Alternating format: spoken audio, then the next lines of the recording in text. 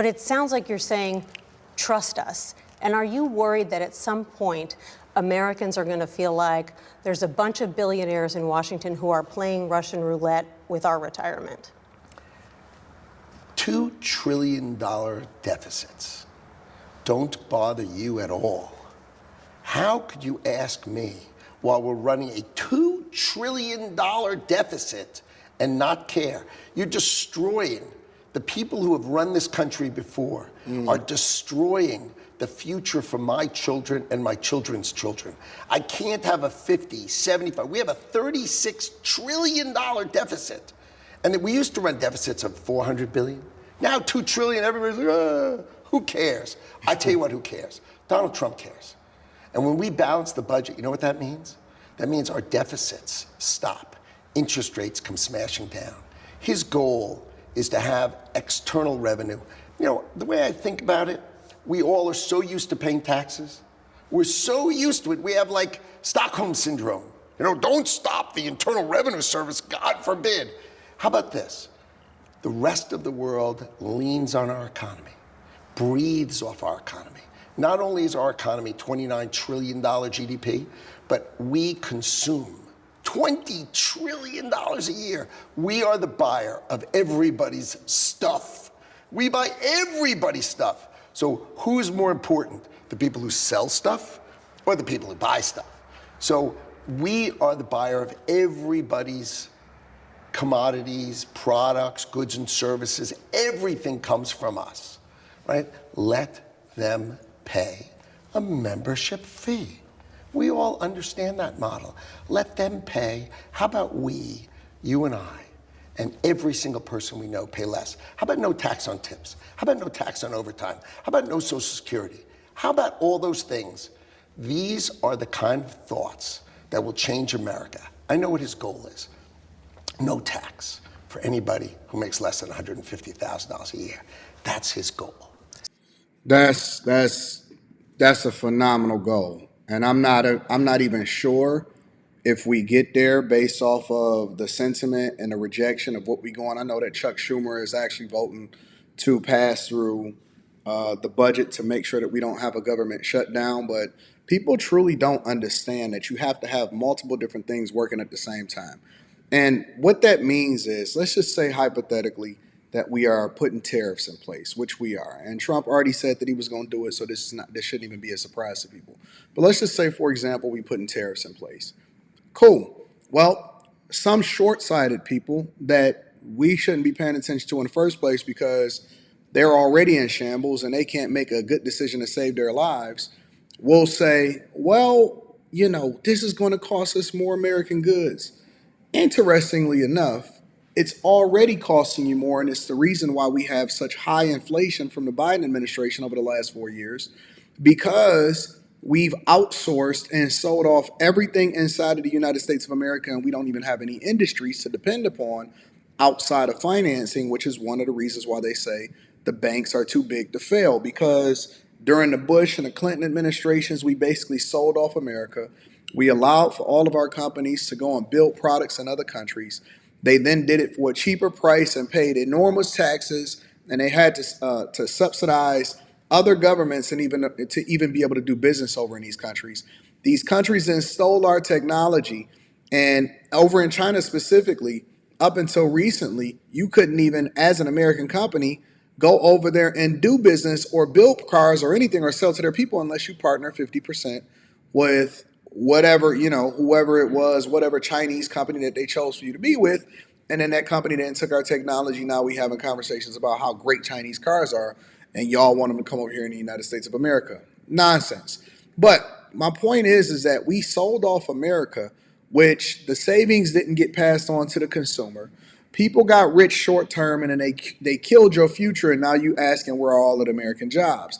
We depend on subsidizing a federal tax worker or the federal worker with our taxes to make sure that people have jobs, which is basically just driving us deeper into inflation. It's driving this economy harder, faster towards a crash, and that's why we have so much debt, and we run a $1 and $2 trillion deficits.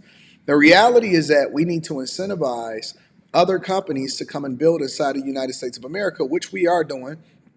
And then what that does is it builds jobs for the American worker.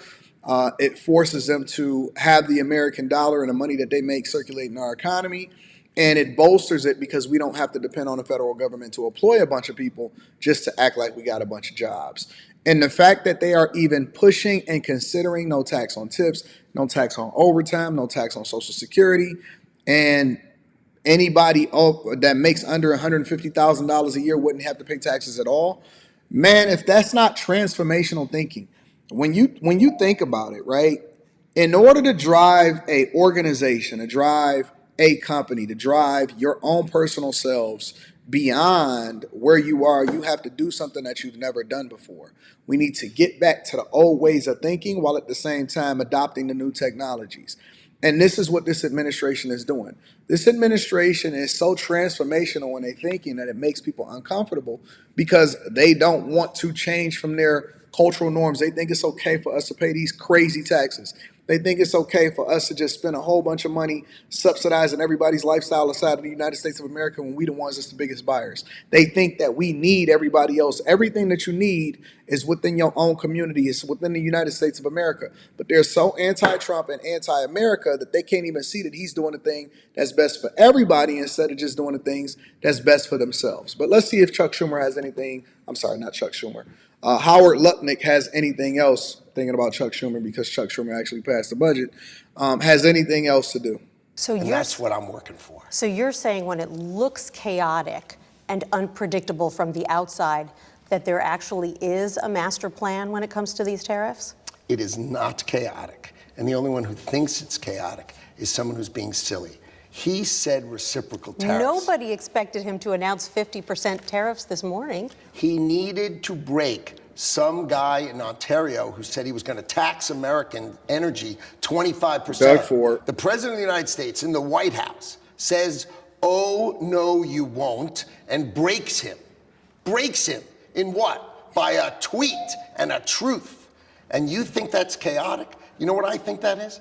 I think that is the thank God we have a president who's taking care of us. Because if you were in one of those states and you thought your energy prices were going to go up 25%, and you said, "Where's the president?" and all of a sudden he came down like thunder to make that end, You need a body. Cool. I'm glad that's.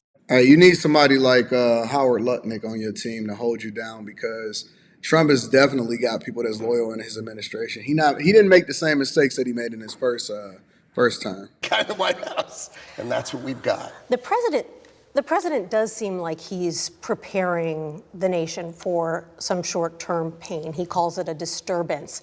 How much pain should Americans brace for? How much will inflation go up, and for how long? Okay, if you balance the budget, it's not inflation. Tariffs do not create inflation. Printing extra money creates inflation. Correct. Like I try to describe it, if we all had $1 trillion, and that's all the money that was there, okay, and your shoes had a tariff, and my shoes didn't, then my shoes would just be cheaper than yours. But that's not inflation. Whereas if I give everybody $2 trillion, both our shoes are more expensive right now. Because the value of your money is less, which means that the cost goes up. And then you throw in on top of that the fact that most people do not have wage increases, and so your affordability goes down, while at the same time everybody else gets rich. It's just it's basic math and it's basic understanding of how things work in Civics 101, and you combine it all together, and it translates into us being more successful. Not even us, forget us. Our children and our children's children will be thanking us for making the decisions that we made today. But let me know what y'all think inside of the comments. Make sure y'all tap into the Patreon. Link is in the description. Also, Teach Henley, 40% off your first order plus 20% off for life. I love you. I appreciate you. Let me know what y'all think about no taxes on people making less than $150,000 a year.